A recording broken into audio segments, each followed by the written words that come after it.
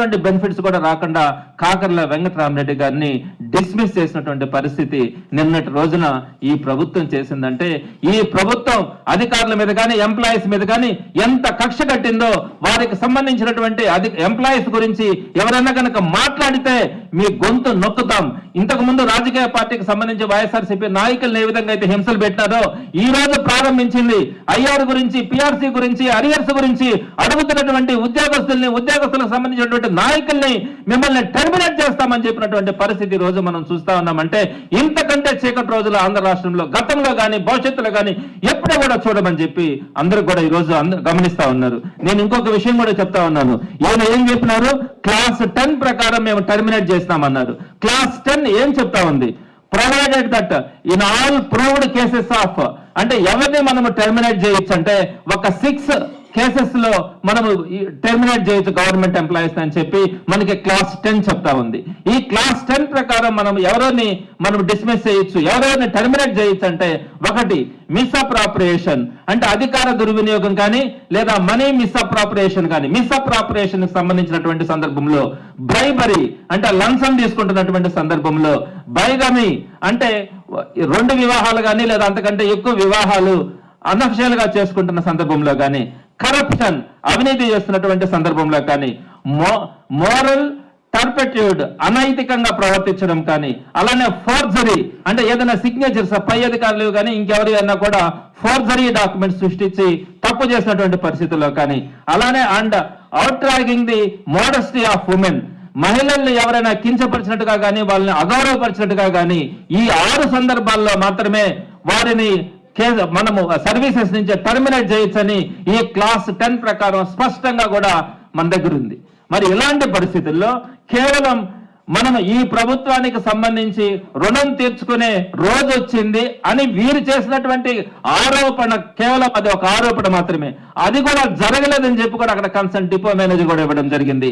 ఆ ఆరోపణ మీద టర్మినేట్ చేసినటువంటి పరిస్థితి ఈ రోజు కనుక మనం చూస్తా ఉన్నట్లయితే రాబోయే రోజుల్లో రేపు వైఎస్ఆర్సీపీ ప్రభుత్వం వచ్చిన తర్వాత ఇదే తరహా కనుక కొనసాగిస్తే ఈ రోజు ఇక్కడ ఉన్నటువంటి చాలా మంది అధికారులు, అది పోలీస్ డిపార్ట్మెంట్ కావచ్చు, మున్సిపల్ కావచ్చు, రెవెన్యూ కావచ్చు, ఎవరైనా కూడా కావచ్చు, ఈ రోజు ఏ విధంగా అయితే ఇబ్బంది పెడతా ఉన్నారో వైఎస్ఆర్సీపీ కార్యకర్తల నాయకులతో పాటు సామాన్య ప్రజలను కూడా ప్రశ్నించే ప్రతి వారిని కూడా ఏ విధంగా అయితే ఇబ్బంది పెడతా ఉన్నారో వారందరూ కూడా ఏ విధంగా రేపు పొద్దున ఉద్యోగాల్లో కంటిన్యూ అయ్యే పరిస్థితి ఉంటుందనేది మీరు ఆలోచించుకోవాలా.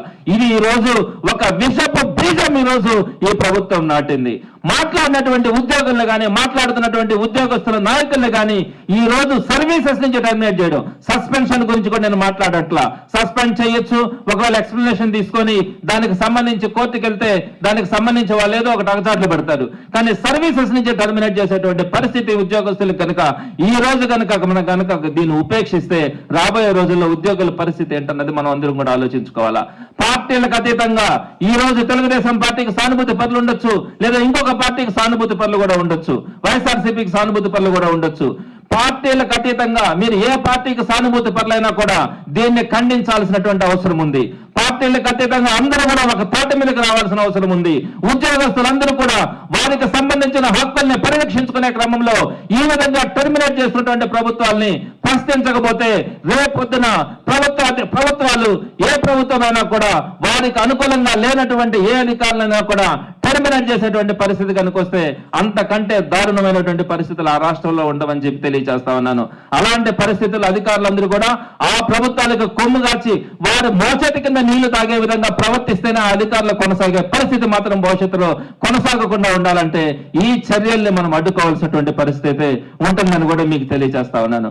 అసలు ఉద్యోగస్తుల్ని రాజకీయాలకు కానీ రాజకీయ సభలకు కానీ వాడుకున్నది ఎవరంటే ఈ చంద్రబాబు నాయుడు గారే. 2014-19 ఉన్నప్పుడు ఆ రోజు బీజేపీకి అనుకూలంగా ఉన్నప్పుడు అక్కడ ప్రత్యేక ప్యాకేజ్ అనౌన్స్ చేయంగానే నవ నిర్మాణ దీక్ష అని చెప్పి ఒక కార్యక్రమాలు చేసినప్పుడు ఆ నవ నిర్మాణ దీక్షలో ఉద్యోగస్తుల నాయకుల్ని పక్కన కూర్చోబెట్టుకొని దీక్షలు చేసినటువంటి పరిస్థితి మనం చంద్రబాబు నాయుడు గారి ప్రభుత్వంలో కూడా చూస్తా ఉన్నాం. అదేవిధంగా ఎప్పుడైతే అదే ప్రభుత్వంలో బీజేపీతో తెగదెంపులు తెచ్చుకున్నాడో ఆ తెగదెంపులు తెచ్చుకున్న తర్వాత ఈ ప్రత్యేక ప్యాకేజీ కాదు, మాకు స్పెషల్ స్టేటస్ కావాలని చెప్పి వెంటనే చంద్రబాబు నాయుడు గారు గొంతు మార్చి ఢిల్లీలో ఒక దీక్ష తీస్తున్నారు. ఆ దీక్షకు సంబంధించి నల్ల చొక్కాలు వేసుకొని ఈయన చంద్రబాబు నాయుడు గారు అక్కడ దీక్షలు తీస్తే పక్కన గవర్నమెంట్ ఎంప్లాయీస్ ని, ఎంప్లాయీ లీడర్స్ ని పక్కన కూర్చొని పెట్టుకున్నటువంటి పరిస్థితి మనం చూడొచ్చు స్పష్టంగా కూడా. గవర్నమెంట్ ఎంప్లాయీస్ ని ఆ రోజు బీజేపీకి వ్యతిరేకంగా చంద్రబాబు నాయుడు గారు బ్లాక్ షర్ట్లు వేసుకొని ఎంప్లాయీస్ అందరినీ కూడా పక్కన కూర్చొని పెట్టుకొని ఆయన ధర్నా చేసినటువంటి పరిస్థితి. ఎవరు ఉపయోగించుకున్నారండి ఎంప్లాయీస్ ని ఈ విధంగా? ప్రభుత్వానికి పార్టీలకి పక్కన పెట్టుకొని వాళ్ళ యొక్క సభలలో వారు పక్కన పెట్టుకొని చేసినటువంటి పరిస్థితి చంద్రబాబు నాయుడు గారు తప్ప ఏ రోజు కూడా జగన్మోహన్ రెడ్డి గారు కానీ రాజశేఖర రెడ్డి గారు కానీ ఇటువంటి పరిస్థితి కూడా చేయాల. అదేవిధంగా మీరు ఇంకొక విషయం కూడా చూడాలా, బీజేపీతో తెగదింపులు చేసుకున్న తర్వాత కర్ణాటకలో ఎలక్షన్స్ జరుగుతా ఉంటే, జనరల్ అసెంబ్లీ ఎలక్షన్ జరుగుతా ఉంటే ఈయన ఇక్కడ ఉన్నటువంటి ఎంప్లాయీస్ లీడర్ అశోక్ బాబు గారిని కర్ణాటకకు పంపించి అక్కడ బీజేపీకి వ్యతిరేకంగా ఓటేయండి అని చెప్పినటువంటి పరిస్థితి కూడా చంద్రబాబు నాయుడు గారు 2014-19 మధ్యలో ఈయన ముఖ్యమంత్రిగా ఉన్నప్పుడు చేసినటువంటి పరిస్థితిని మనం గమనించవచ్చు. ఆ అశోక్ బాబుకి తర్వాత ఈయన ఎమ్మెల్సీగా కూడా ఇచ్చినటువంటి పరిస్థితి కూడా మనం చూస్తాం. ఈ విధంగా ఎంప్లాయీస్ లీడర్స్ ని మీరు ఉపయోగించుకున్నారే కానీ చంద్రబాబు నాయుడు గారు ఉపయోగించుకున్నట్టుగా రాజశేఖర రెడ్డి గారు కానీ జగన్మోహన్ రెడ్డి గారు కానీ ఏ రోజు కూడా ఉపయోగించుకోవాలా. మనం ఏమి చేయగలం అన్నది మాత్రమే జగన్మోహన్ రెడ్డి గారు ఆలోచించినారు. మీరు ఒక్కసారి ఆలోచించుకో, చంద్రబాబు నాయుడు గారు 100 సంవత్సరాలు ముఖ్యమంత్రిగా ఉన్న కూడా చేసేటువంటి పరిస్థితులే.